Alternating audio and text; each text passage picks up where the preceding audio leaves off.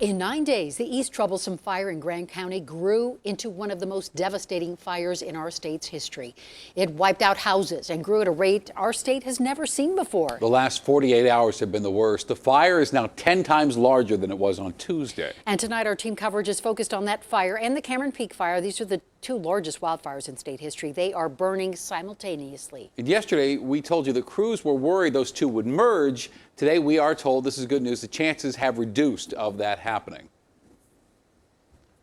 Over the next 30 minutes, we'll bring you the stories of the people working to get this under control and the people who fear they've lost it all. We begin with Denver 7's Jason Grenauer. And Jason, one family says their loved one stayed behind and may not have made it out. Yes, and this information coming to us directly from family members tonight. They believe that Lyle and Marilyn Heileman died in their Grand Lake home as the flames from the East Troublesome Fire took over their neighborhood. Though the local sheriff here in Grand County would not officially comment on if there were any fatalities as a result of this fire, at least not yet. Now, we do have some photos to show you of that couple, these being provided to Denver 7 tonight by family members. Now, we are told that the couple, they lived in northwest of Grand Lake, both in their 80s, and that Lyle was a retired Denver firefighter. We spoke with a neighbor who narrowly escaped the fire and evacuated that neighborhood, who says he used to go to church with the Heilemans. They were the nicest people you could have ever hoped to have met.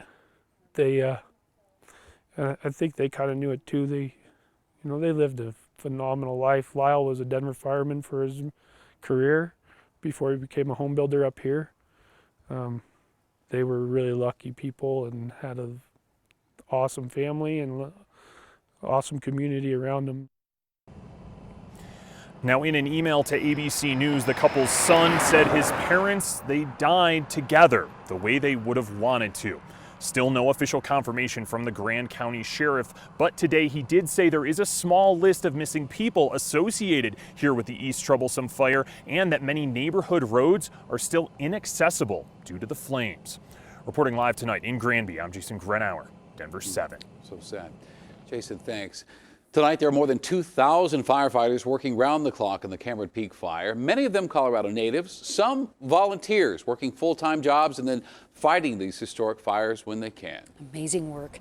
Denver 7's Liz Gilardi spoke one-on-one with Governor Polis about the fire response, and she continues our team coverage tonight. Liz?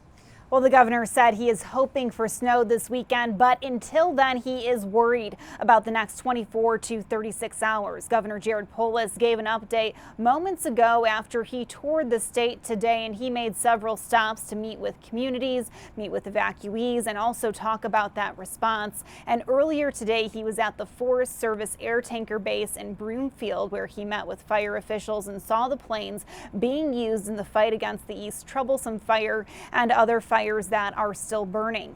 I asked him about relief efforts and what we can expect to see as the state responds to areas devastated by these recent fires. Well, it's going to be more than coming days. This is months and years when you talk about the recovery phase. So we work with our federal partners in FEMA. We have state funding and resources to help communities build back, to help homeowners be able to move on and get that temporary housing they need if they've lost their homes. And Governor Polis also talked about Rocky Mountain National Park, Estes Park in Grand County, saying these are some of the most beautiful places in Colorado, but now is not the time to go there. He says when they're ready to welcome visitors again, he hopes Coloradans will go back with a spirit of generosity. Reporting live, Liz Gilardi, Denver 7. Yeah, you know we will. Thank you, Liz. And we heard the Grand County Sheriff make an unusual request today. He asked people who stayed in voluntary evacuation areas to please leave. He says the people who stayed behind are creating traffic hazards and rumors, taking pictures of burned out homes, alerting neighbors before fire crews have ever had a chance to respond.